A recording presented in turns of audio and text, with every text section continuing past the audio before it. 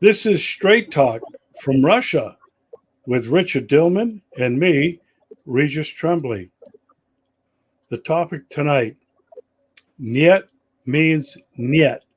Don't cross these red lines. 2 weeks ago, after David Cameron, the foreign ministry of the United Kingdom, said that Ukraine could use their Storm Shadow missiles to attack deep into Russia and Crimea. And along with that, French President Macron has threatened to send French foreign legions to Ukraine. The two foreign diplomats from Ukraine and France were summoned immediately to the Kremlin, to the foreign ministry, and were told, Niet means yet, do not do this. My friend, the guest on this show, Richard Dihlman. Richard, almost immediately, Russian backed up the talk with the walk, and they began testing their strategic nuclear weapons arsenal to send another message to Great Britain, to France, to NATO, and the United States. Richard, what's your take on this? Well, Russia's finally had it, and they realized that the deeds and the actions of the NATO countries, especially the UK, France, Poland, US, they're not going to back off because the president, the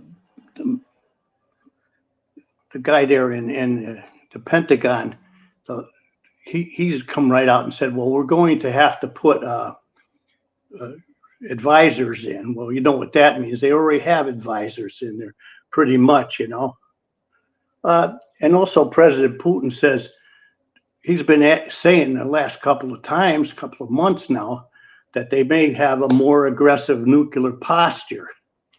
So it's just come to a point now to where everything keeps getting extended and heightened to where there's no peace or nothing at all, showing, where it's just going to be up in the hostilities, to where Russia's to the point now that they are talking about not only striking at any NATO troops that come into Ukraine, but striking strategic centers that are giving the orders too.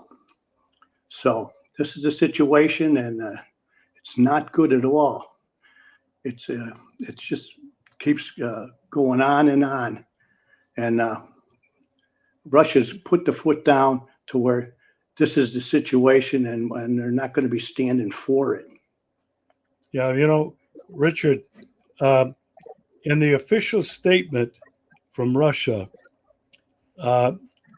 Russia declared that if you continue to do this and cross these double red lines, we will strike you not only in Ukraine, where you are present, but beyond.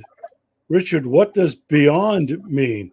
That to me means London, it means Paris, it means Brussels, maybe it even means Washington. What do you think? Ramstein Air Base in Germany, Brussels, sure, Poland.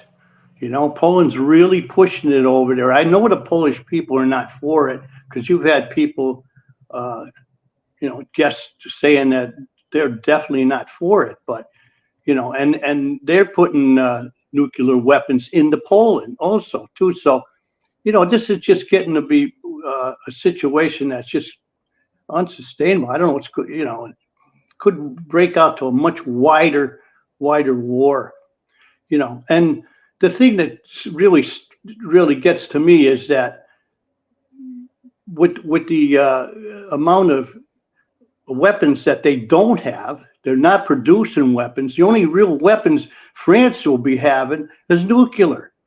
And the same thing with England. They don't really have. They've exhausted. Germany's exhausted. Germany said that they have maybe 2 weeks or 3 weeks to fight the Russians. So the only thing they have will be with nuclear weapons. So this is a situation that needs diplomacy now. Yeah, Richard, we're in a very difficult spot. Russia showing its willingness to test their strategic nuclear weapons arsenal is an emphatic message to the United States, the EU, NATO. Don't cross this line. And it also indicates to me Russia's preparedness to fight an extended war on the ground with NATO. Richard, Absolutely. Thanks very much for joining me tonight on Straight Talk from Russia. My pleasure.